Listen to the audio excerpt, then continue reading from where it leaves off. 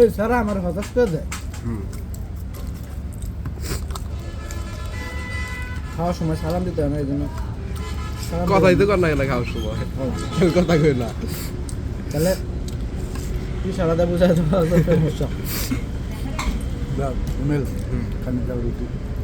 টাঙ্গাইল আইলেন গায়ে আসছিলাম এই যে হাঁসের মাংস খেতে। খাইতে থাকুন নেই রয়েছি রুটি।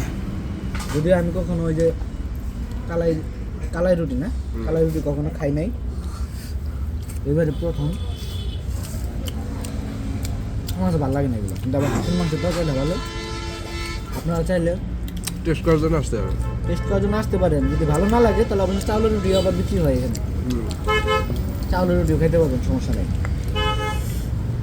তবে মাংসটা ভালো আছে না, হাঁসের মাংস ভালো, তরকারি রান্নাটা হয়েছে ভালো।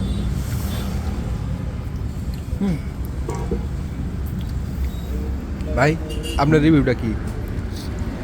পয়সা উসুল নাকি?